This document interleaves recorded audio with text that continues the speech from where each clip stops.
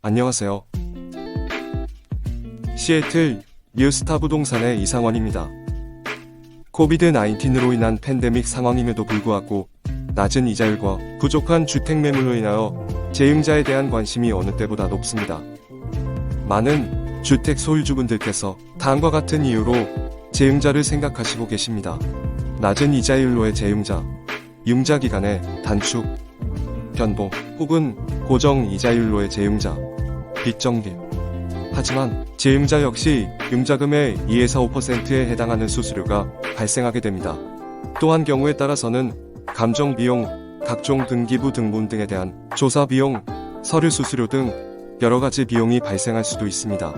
따라서 재임자를 진행하실 때 이런 비용들을 꼭 확인해 보셔야 하실 것입니다. 낮은 이자율로의 재임자.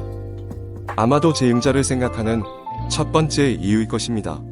낮은 이자율로 재임자를 할 경우 매월 납부해야 하는 금액이 줄어들 수 있으며 재임자 후에도 계속 같은 금액을 납부한다면 보다 빠르게 집의 에퀴티를 늘려나갈 수 있는 이점이 있습니다.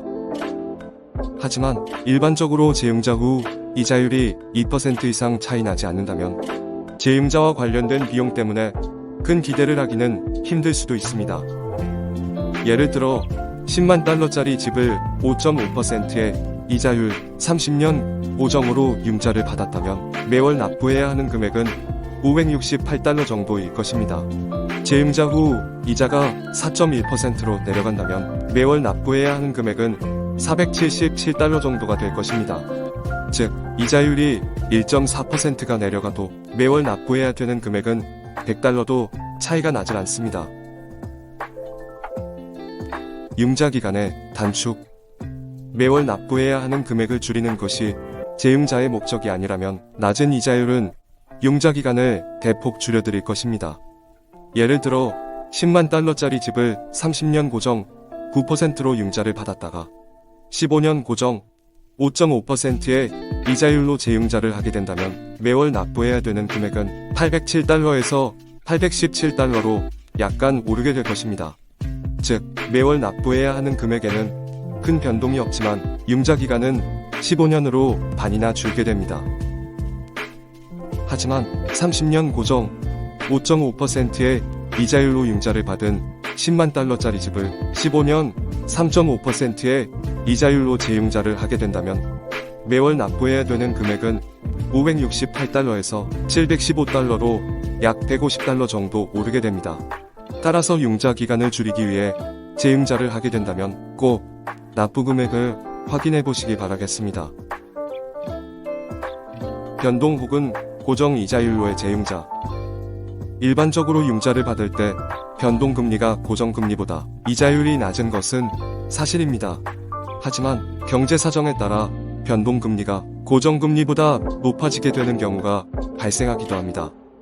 따라서 이자율이 낮을 때 낮은 이자율의 고정금리로 재융자를 해놓을 경우 불확실한 미래에 대한 걱정을 덜할 수도 있습니다.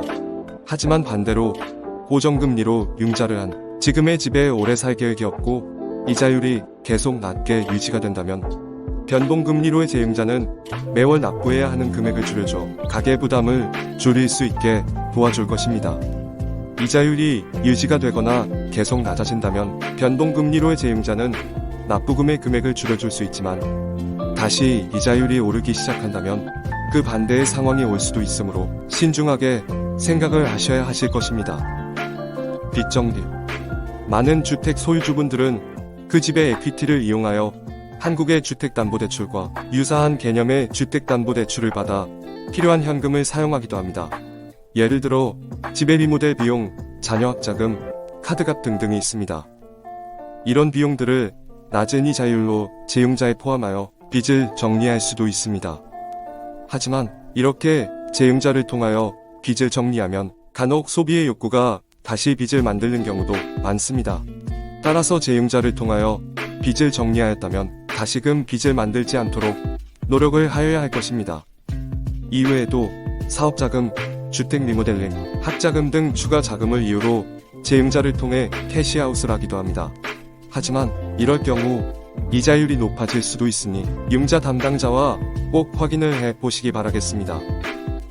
낮은 이자율로의 재융자는 납부 금액을 줄여주기도 하고 융자 기간을 단축시킬 수도 있습니다. 또한 재융자를 잘 이용한다면 집의 equity를 빨리 축적해 나갈 수 있으며 기존에 가지고 있는 높은 금리의 빚도 정리할 수도 있습니다. 하지만 재융자 시 발생하는 각종 수수료 및 비용을 감안하며 재융자 후 얼마나 이 집에 더 살 계획이며 재융자로 인하여 얼마나 많은 금액을 절약할 수 있는지 꼼꼼히 따져보시기 바라겠습니다. 시애틀과 인근 지역의 부동산에 관련 궁금하신 점 연락 주시면 성심성의껏 도와드리겠습니다. 감사합니다.